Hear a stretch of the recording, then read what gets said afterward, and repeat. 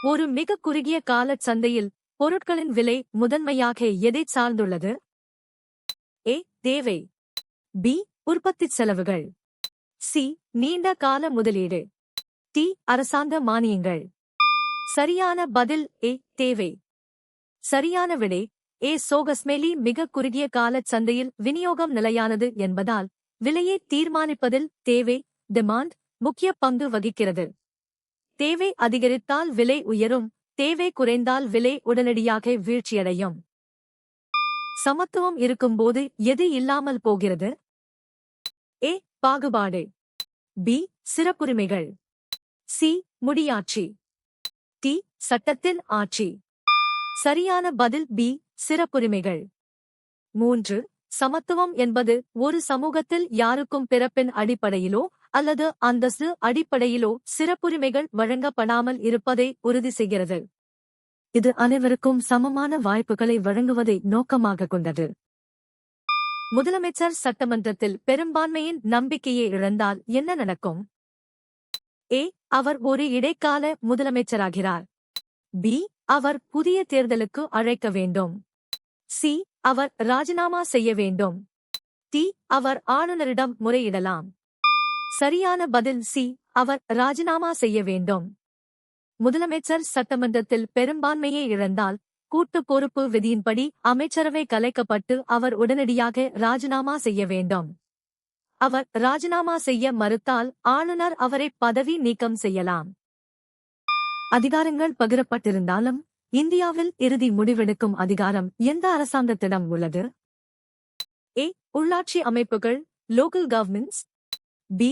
மாநில அரசுகள் state governments. C. நீதித்துறை அமைப்புகள் ஜுடிஷியல் பாடிஸ். டி. மத்திய அரசு சென்ட்ரல் கவர்மெண்ட்.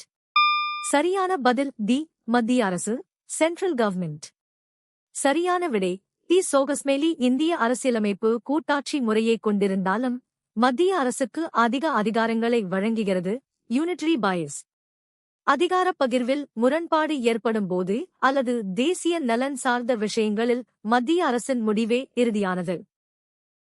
மேலவையின் தலைவரை யார் தேர்ந்தெடுக்கிறார்கள்? ஏ. மேலவை உறுப்பினர்கள். பி. முதலமைச்சர். சி. ஆளுநர். டி. கீழவை உறுப்பினர்கள். சரியான பதில் ஏ. மேலவை உறுப்பினர்கள். 10. மாநில சட்ட மேலவையின் லெஜிஸ்லேட்டிவ் கவுன்சில் தலைவரை அந்த அவையின் உறுப்பினர்களே தங்களுக்குள் ஒருவரை தேர்ந்தெடுத்துக் கொள்கிறார்கள். இது அவையின் சுதந்திரமான செயல்பாட்டை உறுதி செய்வதற்கான ஒரு ஜனநாயக வழிமுறையாகும். ஜனாதிபதி முறை அரசாங்கம் நடைமுறையில் உள்ள நாடுகளுக்கு உதாரணமாக குறிப்பிடப்பட்டுள்ள நாடுகள் எவை? A. Japan Israel Ilangai. B. Germany Denmark Norway. C. America Brazil Russia. D. Canada India Britain. சரியான பதில் சி. America Brazil Russia. சரியான விடை அமெரிக்கா பிரேசில் மற்றும் ரஷ்யா ஆகிய நாடுகள் ஜனாதிபதி முறை அரசாங்கத்திற்கு சிறந்த உதாரணங்களாகும். இந்த முறையில் ஜனாதிபதி நாட்டின் தலைவராகவும் அரசாங்கத்தின் தலைவராகவும் செயல்படுகிறார். அனைத்து குடிமக்களுக்கும் சமூக சமத்துவம் என்பது என்ன? ஏ. சுகாதார பராமரிப்புக்கு சமமான அணுகல் மட்டுமே. பி. சமமான அரசியல் அதிகாரம் மட்டுமே. சி. சமமான வருமான நிலைகள். டி. சமூகத்தில் சமமான தகுதி. சரியான பதில் டி. சமூகத்தில் சமமான தகுதி. 3. சரியான விடை டி. சோகஸ்மெலி சமூக சமத்துவம் என்பது சாதி, மதம், இனம் அல்லது பிறப்பு அடிப்படையில் எந்த பாகுபாடும் இன்றி சமூகத்தில் அனைவரும் சமமான தகுதியை பெறுவதை குறிக்கிறது. இது அனைவருக்கும் சமமான வாய்ப்புகளையும் கௌரவத்தையும் உறுதி செய்கிறது. செல்வக் குவிப்பை தடுப்பது தொடர்பான ஒரு முக்கிய கொள்கை என்ன? ஏ. சிலரின் கைகளில் செல்வம் குவிவதைத் தடுத்தல். பி. அனைத்து வளங்களையும் சமமாக பங்கிடுதல். சி. பொருளாதார ஏற்றத்தாழ்வை ஊக்குவித்தல். டி. ஏகபோகங்களை ஊக்குவித்தல். சரியான பதில் ஏ. சிலரின் கைகளில் செல்வம் குவிவதைத் தடுத்தல். 2. இந்திய அரசியலமைப்பின் வழிகாட்டு நெறிமுறைகள் டிபிஎஸ்பி செல்வக் குவிப்பை தடுத்து பொது நலனுக்காக வளங்களை பகிர்ந்தளிக்க வலியுறுத்துகின்றன.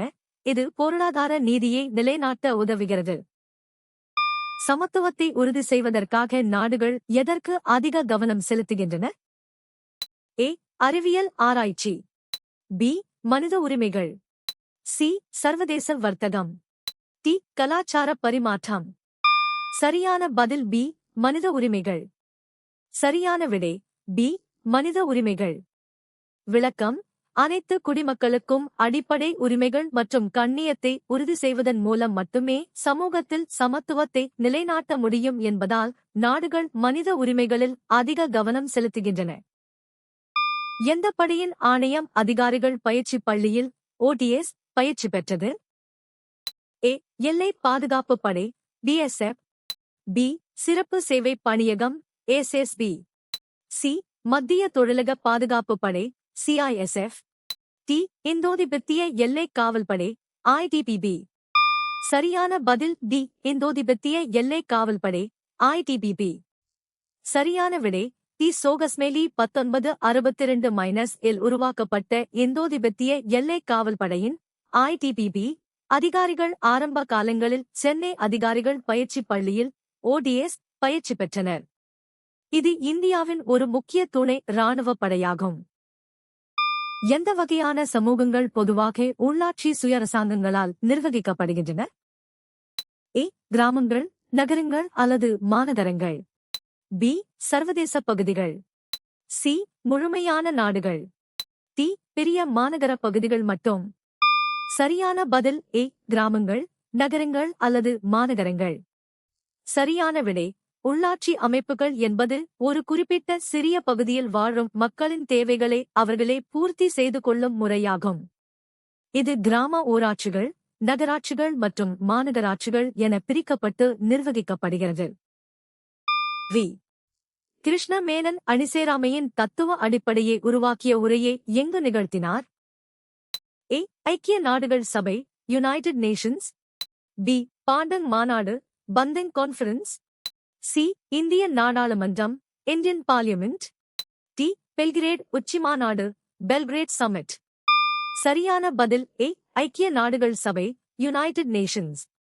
1953 ஆண்டு ஐக்கிய நாடுகள் சபையில் ஆற்றிய உரையின் போது வி. கிருஷ்ண மேனன் அணிசேராமை நான் அலைன்மெண்ட் என்ற சொல்லை முதலில் பயன்படுத்தினார். இது பனிப்போர் காலத்தில் இந்தியா பின்பற்றிய வெளியுறவுக் கொள்கையின் தத்துவார்த்த அடிப்படையாக அமைந்தது. எரிபொருள் மற்றும் பணத்தை சேமிப்பதைத் தவிர கார்பூலிங் மக்களுக்கு வேறு எதை சேமிக்கிறது? ஏ. வாகனத் தேய்மானம். பி. சிசிடிவி நிறுவல் செலவுகள்.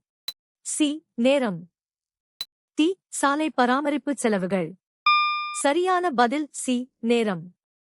சரியான விடை சி. சோகஸ்மேலி கார்பூலிங் செய்வதன் மூலம் சாலையில் வாகனங்களின் எண்ணிக்கை குறைந்து போக்குவரத்து நெரிசல் தவிர்க்கப்படுகிறது. இதனால் பயண நேரம் மிச்சமாகிறது. இது நகர்ப்புற போக்குவரத்து மேலாண்மைக்கு ஒரு சிறந்த தீர்வாகும். எதை அணுகுவதில் பெண்கள் ஆண்களை விட குறைவான வாய்ப்புகளை கொண்டுள்ளனர்? ஏ. உயர்கல்வி. பி. பொது போக்குவரத்து. சி. சேவைத் துறையில் வேலைவாய்ப்பு. டி. நிதி நிறுவனங்கள் அல்லது ஒரு வங்கி கணக்கு. சரியான பதில் டி. நிதி நிறுவனங்கள் அல்லது ஒரு வங்கி கணக்கு. சரியான விடை டி. சோகஸ்மேலி உலகளாவிய மற்றும் தேசிய தரவுகளின்படி பிணையம், கொலட்ரல் இல்லாமை மற்றும் விழிப்புணர்வு குறைவால் பெண்களுக்கு வங்கிச் சேவைகளைப் பெறுவதில் தடைகள் உள்ளன. இது அவர்களின் பொருளாதார சுதந்திரம் மற்றும் தொழில் முனைவுத் திறனை பாதிக்கிறது. தமிழ்நாட்டில் ஒதுக்கப்பட்ட மற்றும் பொது பிரிவுகளில் பெண்களுக்கு எத்தனை சதவீத இடங்கள் ஒதுக்கப்பட்டுள்ளன? ஏ. 69%. பி. 20%. சி. 30%. டி. 4%. சரியான பதில் சி. 30%. 4. தமிழ்நாட்டில் அரசு பணிகளிலும் உள்ளாட்சி அமைப்புகளிலும் பெண்களுக்கு ஆரம்பத்தில் 30% இடஒதுக்கீடு வழங்கப்பட்டது. தற்போது உள்ளாட்சியில் 50% ஆகஸ்ட் உயர்த்தப்பட்டுள்ளது. இது பெண்களின் சமூக மற்றும் அரசியல் பங்களிப்பை உறுதி செய்ய கொண்டு வரப்பட்டது. சுதந்திர இந்தியாவின் முதல் பெண் ஆளுநர் யார்? A. Vijayalakshmi Pandit. B. Sarojini Naidu. C. Arundhati Roy. D. Indira Indira Gandhi. சரியான பதில் பி. சரோஜினி நாயுடு. சரியான விடை பி. சோகஸ்மெலி. இந்தியாவின் நைட்டிங்கேல் என்று அழைக்கப்படும் சரோஜினி நாயுடு சுதந்திர இந்தியாவின் முதல் பெண் ஆளுநராக உத்தரப்பிரதேசம் பணியாற்றினார். இவர் ஒரு சிறந்த கவிஞரும் இந்திய சுதந்திரப் போராட்ட வீரரும் ஆவார். தனிநபர்கள் அனைத்து துறைகளிலும் எதை நோக்கி பாடுபட வேண்டும்? ஏ. அரசியல் அதிகாரம். பி. சிறப்பு எக்ஸலன்ஸ். சி. நிதி நிலைத்தன்மை. டி. சமூக அங்கீகாரம். சரியான பதில் பி. சிறப்பு எக்ஸலன்ஸ். 1. இந்திய அரசியலமைப்பின் 51 அ. ஜே. பிரிவின்படி அனைத்து துறைகளிலும் சிறந்து விளங்க பாடுபடுவது ஒவ்வொரு குடிமகனின் அடிப்படை கடமையாகும். இது நாடு தொடர்ந்து முயற்சி மற்றும் சாதனையின் உயர்ந்த நிலைகளுக்கு உயர்வதை உறுதி செய்கிறது. இந்திய குடியரசுத் தலைவரின் முதன்மை இல்லமும் அலுவலகமும் எங்கே அமைந்துள்ளது? ஏ. புது Delhi, new Delhi. B. Kolkata, Kolkata. C. Mumbai. D. Chennai. சரியான பதில் ஏ. புது தில்லி, நியூ டெல்லி. சரியான விடை ஏ. சோகஸ்மெலி. இந்திய குடியரசுத் தலைவரின் அதிகாரப்பூர்வ இல்லம் மற்றும் அலுவலகம் புது தில்லியில் உள்ள ராஷ்டிரபதி பவன் ஆகும். இது இந்தியாவின் தலைநகரில் அமைந்துள்ள மிக முக்கியமான அரசியல் அடையாளமாகும். நீங்கள் எத்தனை சரியாக பதிலளித்தீர்கள்?